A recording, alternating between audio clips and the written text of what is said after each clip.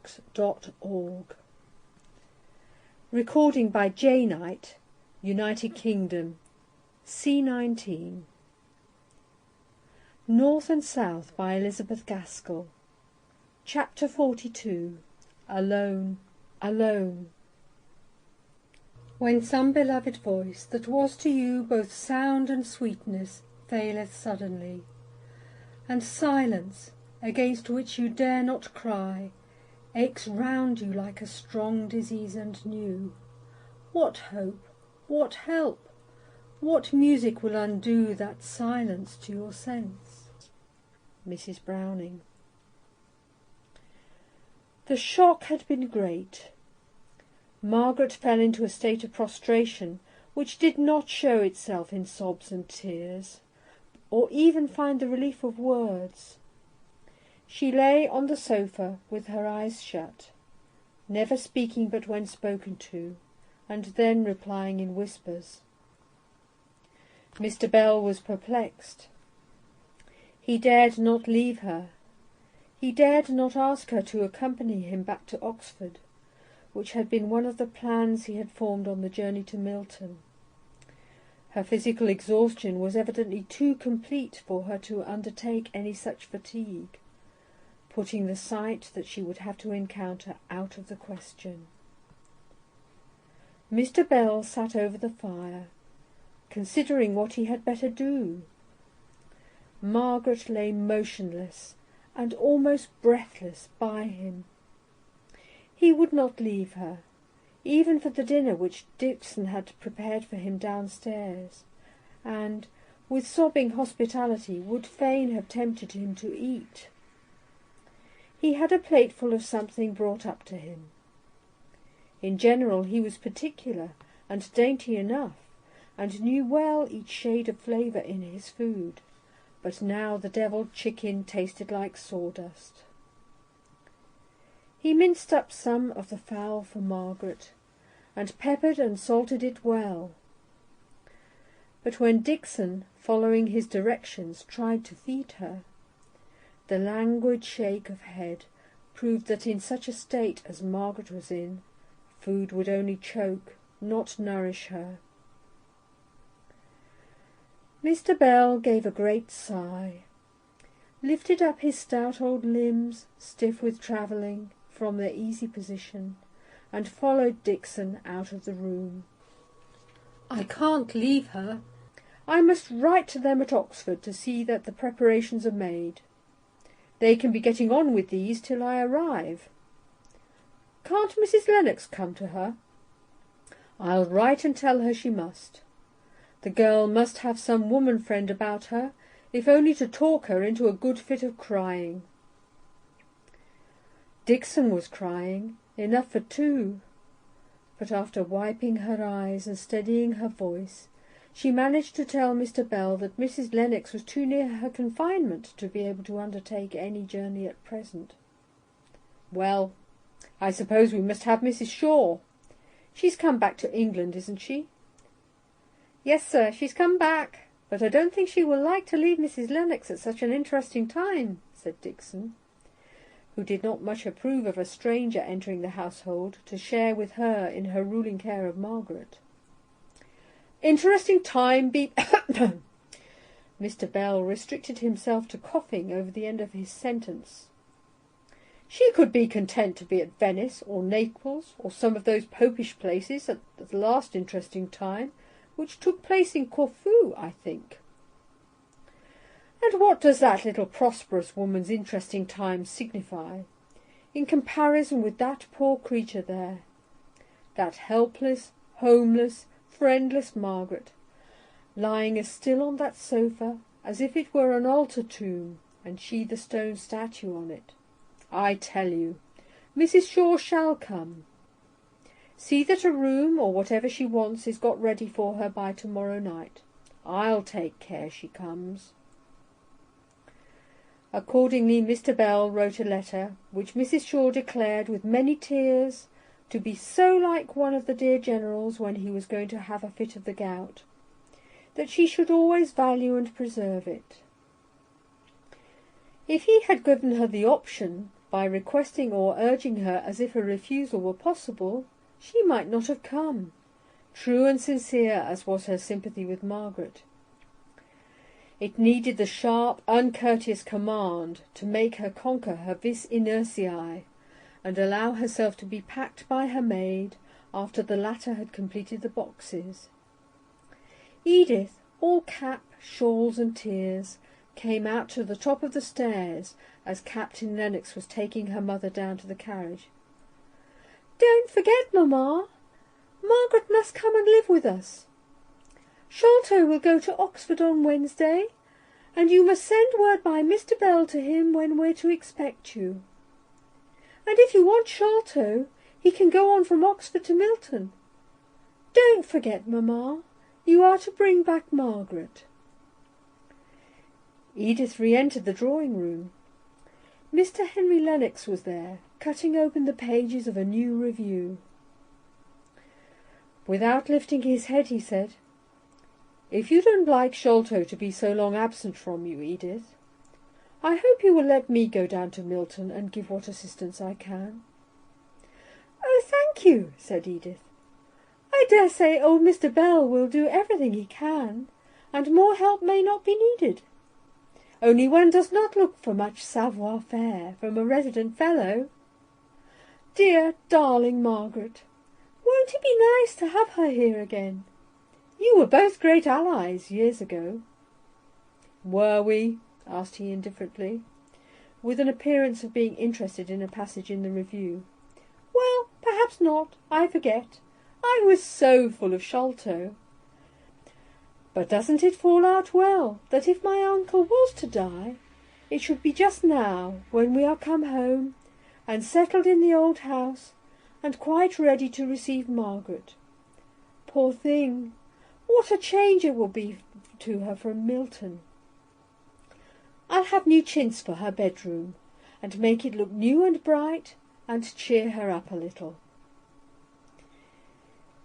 In the same spirit of kindness, Mrs. Shaw journeyed to Milton, occasionally dreading the first meeting, and wondering how it would be got over, but more frequently planning how soon she could get Margaret away from that horrid place, and back into the pleasant comforts of Harley Street. "Oh dear," she said to her maid, "look at those chimneys.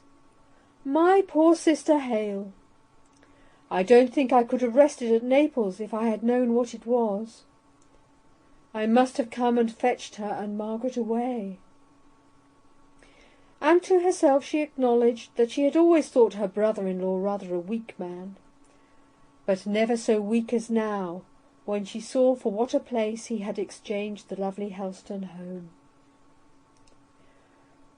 Margaret had remained in the same state, white, motionless, speechless, tearless. They had told her that her Aunt Shaw was coming, but she had not expressed either surprise or pleasure or dislike to the idea. Mr. Bell, whose appetite had returned, and who appreciated Dixon's endeavours to gratify it, in vain urged upon her to taste some sweetbreads stewed with oysters. She shook her head with the same quiet obstinacy as on the previous day, and he was obliged to console himself for her rejection by eating them all himself. But Margaret was the first to hear the stopping of the cab that brought her aunt from the railway station. Her eyelids quivered, her lips coloured and trembled.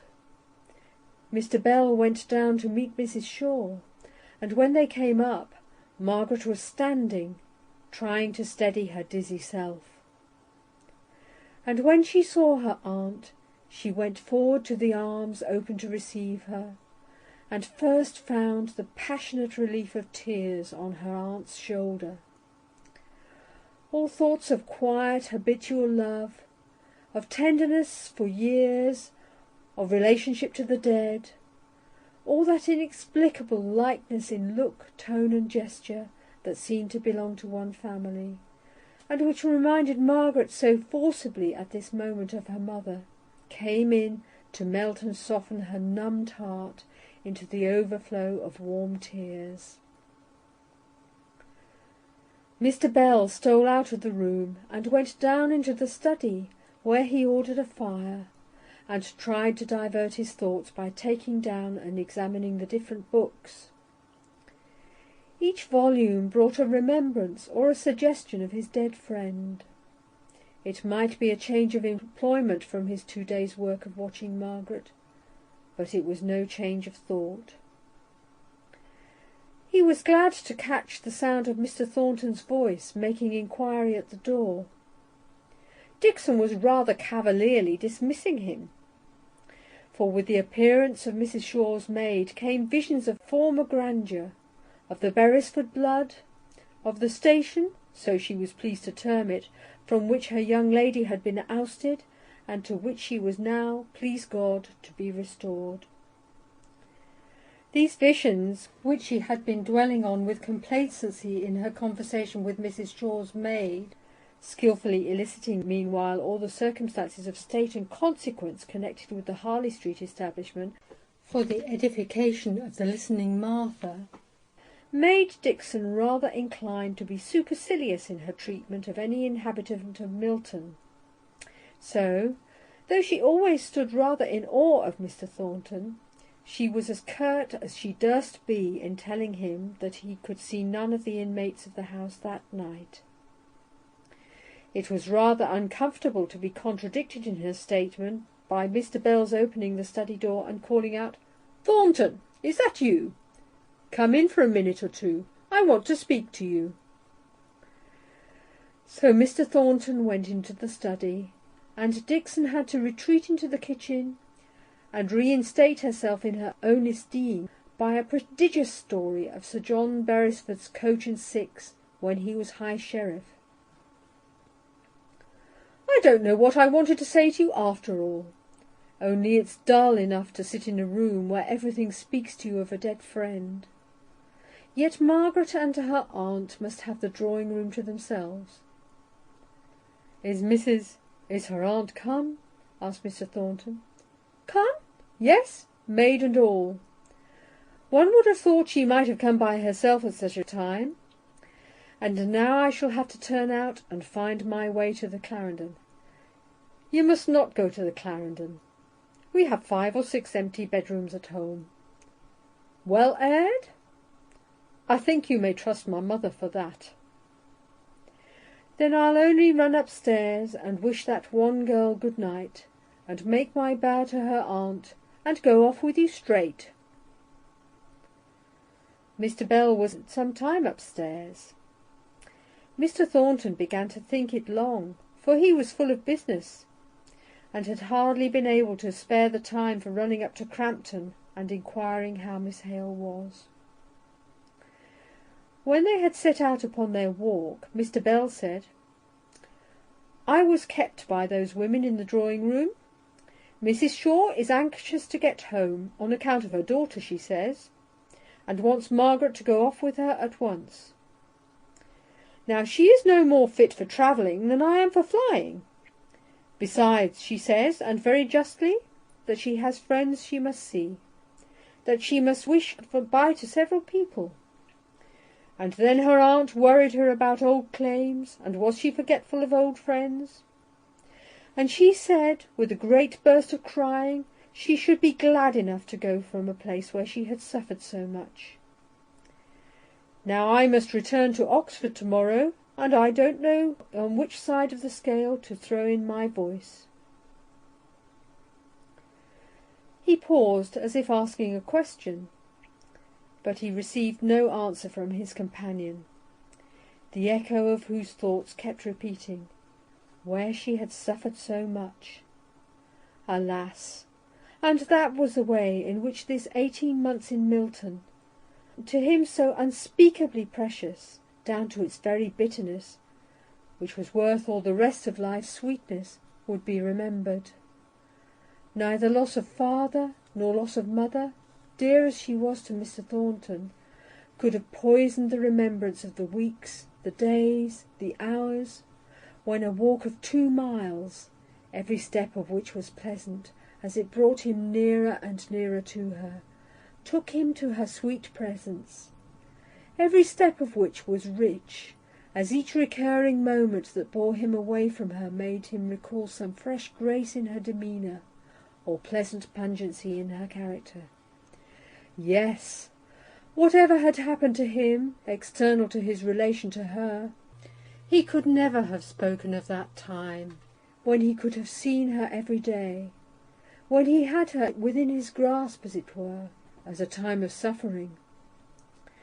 It had been a royal time of luxury to him, with all its stings and contumelies, compared to the poverty that crept round and clipped the anticipation of the future down to sordid fact, and life without an atmosphere of either hope or fear.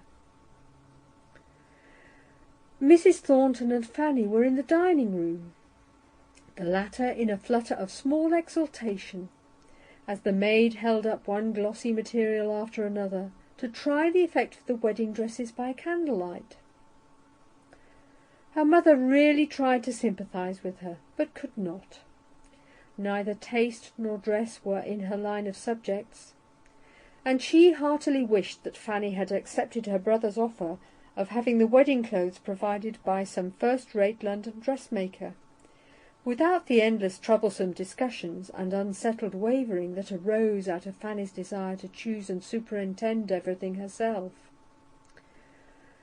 Mr. Thornton was only too glad to mark his grateful approbation of any sensible man who could be captivated by Fanny's second-rate airs and graces, by giving her ample means for providing herself with the finery which certainly rivalled, if it did not exceed, the lover in her estimation. When her brother and Mr. Bell came in, Fanny blushed and simpered and fluttered over the signs of her employment in a way which could not have failed to draw attention from anyone else but Mr. Bell. If he thought about her and her silks and satins at all, it was to compare her and them with the pale sorrow he had left behind him, sitting motionless, with bent head and folded hands, in a room where the stillness was so great that you might almost fancy the rush in your straining ears was occasioned by the spirits of the dead, yet hovering round their beloved. For, when Mr. Bell had first gone upstairs, Mrs. Shaw lay asleep on the sofa, and no sound broke the silence. Mrs. Thornton gave Mr. Bell her formal, hospitable welcome. She was never so gracious as when receiving her son's friends in her son's house, and the more unexpected they were, the more honour to her admirable housekeeping preparations for comfort. "How is Miss Hale?" she asked. "About as broken down by this last stroke as she can be. I am sure it is very well for her that she has such a friend as you." "I wish I were her only friend, madam.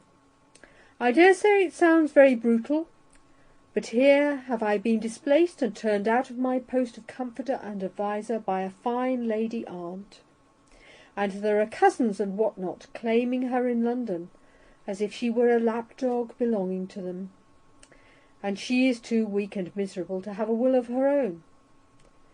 "She must indeed be weak," said Mrs. Thornton, with an implied meaning which her son understood well. "But where," continued Mrs. Thornton, "have these relations been all this time, that Miss Hale has appeared almost friendless, and has certainly had a good deal of anxiety to bear?" But she did not feel interest enough in the answer to her question to wait for it. She left the room to make her household arrangements. "They have been living abroad. They have some kind of claim upon her. I will do them that justice. The aunt brought her up, and she and the cousin have been like sisters. The thing vexing me, you see, is that I wanted to take her for a child of my own, and I am jealous of these people, who don't seem to value the privilege of their right. Now it would be different if Frederick claimed her." "Frederick!" exclaimed Mr. Thornton. "Who is he? What right?" He stopped short in his vehement question. "Frederick," said Mr. Bell in surprise. "Why, don't you know? He's her brother. Have you not heard?" "I never heard his name before. Where is he? Who is he?" "Surely I told you about him, when the family first came to Milton. The son who was concerned in that mutiny." "I never heard of him till this moment. Where does he live?" "In Spain. He's liable to be arrested the moment he sets foot on English ground. Poor fellow! He will grieve at not being able to attend his father's funeral. We must be content with Captain Lennox, for I don't know of any other relation to summon. I hope I may be allowed to go." "Certainly, thankfully. You're a good fellow after all, Thornton. Hale liked you. He spoke to me only the other day about you at Oxford. He regretted he had seen so little of you lately. I am obliged to you for wishing to show him respect. But about Frederick, does he never come to England?" "Never. He was not over here about the time of Mrs. Hale's death?" "No. Why, I was here then. I hadn't seen Hale for years and years, and if you remember I came—" "No, it was some time after that I came. But poor Frederick Hale was not there then. What made you think that he was?" "I saw a young man walking with Miss Hale one day," replied Mr. Thornton, "and I think it was about that time." "Oh, that would be this young Lennox, the captain's brother. He's a lawyer, and they were in pretty constant correspondence with him. And I remember Mr. Hale told me he thought he would come down." "Do you know," said Mr. Bell, wheeling round and shutting one eye the better to bring the forces of the other to bear with keen scrutiny on Mr. Thornton's face, "that I once fancied you had a little tenderness for Margaret?" No answer. No change of countenance. "And so did poor Hale. Not at first, and not till I had put it into his head. I admired Miss Hale. Everyone must do so. She is a beautiful creature," said Mr. Thornton, driven to bay by Mr. Bell's pertinacious questioning. "Is that all? You can speak of her in that measured way, as simply a beautiful creature, only something to catch the eye? I did hope you had had nobleness enough in you to make you pay her the homage of the heart. Though I believe, in fact I know, she would have rejected you, still to have loved her without return would have lifted you higher than all those, be they who they may, that have never known her to love." Mr. Thornton's eyes glowed like red embers. "Mr. Bell," said he, "before you speak so, you should remember that all men are not as free to express what they feel as you are. Let us talk of something else." For though his heart leaped up, as at a trumpet call, to every word that Mr. Bell had said, and though he knew that what he had said would henceforward bind the thought of the old Oxford fellow closely up with the most precious things of his heart, yet he would not be forced into any expression of what he felt towards Margaret. He was no mocking-bird of praise, to try, because another extolled what he reverenced and passionately loved, to outdo him in laudation. So he turned to some of the dry matters of business that lay between Mr. Bell and him as landlord and tenant. "What is that heap of brick and mortar we came against in the yard?" "Any repairs wanted?" "No, none, thank you." "Are you building on your own account? If you are, I am very much obliged to you." "I'm building a dining room, for the men I mean, the hands." "I thought you were hard to please, if this room wasn't good enough to satisfy you, a bachelor." "I got acquainted with a strange kind of chap, and I put one or two children in whom he is interested to school. So, as I happened to be passing near his house one day, I just went there about some trifling payment to be made, and I saw such a miserable black frizzle of a dinner, a greasy cinder of meat, as first set me a-thinking. But it was not till provisions grew so high this winter that I bethought me how by buying things wholesale and cooking a good quantity of provisions together, much money might be saved and much comfort gained.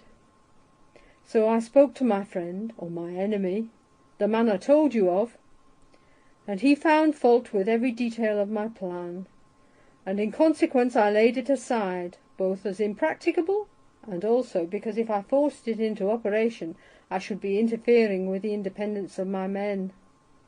When suddenly this Higgins came to me and graciously signified his approval of a scheme so nearly the same as mine that I might fairly have claimed it, and moreover the approval of several of his fellow workmen to whom he had spoken. I was a little riled, I confess, by his manner, and thought of throwing the whole thing overboard to sink or swim. But it seemed childish to relinquish a plan which I had once thought wise and well laid, just because I myself did not receive all the honour and consequence due to the originator. So I coolly took the part assigned to me, which is something like that of steward to a club. I buy in the provisions wholesale and provide a fitting matron or cook. I hope you give satisfaction in your new capacity. Are you a good judge of potatoes and onions? But I suppose Mrs. Thornton assists you in your marketing. Not a bit, replied Mr. Thornton. She disapproves of the whole plan, and now we never mention it to each other. But I manage pretty well, getting in great stocks from Liverpool, and being served in butcher's meat by our own family butcher. I can assure you the hot dinners the matron turns out are by no means to be despised. Do you taste each dish as it goes in virtue of your office? I hope you have a white wand. I was very scrupulous at first in confining myself to the mere purchasing part, and even in that I rather obeyed the men's orders conveyed through the housekeeper than went by my own judgment. At one time the beef was too large, at another the mutton was not fat enough. I think they saw how careful I was to leave them free, and not to intrude my own ideas upon them. So one day 2 or 3 of the men, my friend Higgins among them, asked me if I would not come in and take a snack.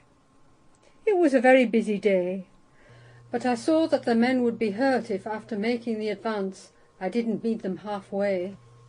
So I went in, and I never made a better dinner in my life. I told them, my next neighbours I mean, for I am no speech-maker, how much I had enjoyed it. And for some time, whenever that especial dinner recurred in their dietary, I was sure to be met by these men with a "Master, there's hot pot for dinner to-day. Will you come?" If they had not asked me, I would no more have intruded on them than I'd have gone to the mess at the barracks without invitation. I should think you were rather a restraint on your host's conversation. They can't abuse the masters while you're there. I suspect they take it out on non-hot-pot days. Well, hitherto we steer clear of all vexed questions, but if any of the old disputes came up again, I should certainly speak out my mind next hot-pot day. But you are hardly acquainted with our Darkshire fellows, for all you're a Darkshire man yourself. They have such a sense of humour, and such a racy mode of expression. I am getting really to know some of them now, and they talk pretty freely before me. Nothing like the act of eating for equalizing men. Dying is nothing to it. The philosopher dies sententiously, the Pharisee ostentatiously, the simple-hearted humbly, the poor idiot blindly as the sparrow falls to the ground. The philosopher and idiot, publican and Pharisee, all eat after the same fashion, given an equally good digestion. There's theory for you. Indeed, I have no theory. I hate theories. I beg your pardon. To show my penitence, will you accept a £10 note towards your marketing, and give the poor fellows a feast? Thank you, but I'd rather not. They pay me rent for the oven and cooking places at the back of the mill, and will have to pay more for the new dining room. I don't want it to fall into a charity, I don't want donations. Once let in the principle, and I should have people going and talking, and spoiling the simplicity of the whole thing. People will talk about any new plan. You can't help that. My enemies, if I have any, may make a philanthropic fuss about this dinner scheme, but you are a friend, and I expect you will pay my experiment the respect of silence. It is but a new broom at present, and sweeps clean enough, but by and by we shall meet with plenty of stumbling blocks, no doubt. End of chapter 42. Alone, alone.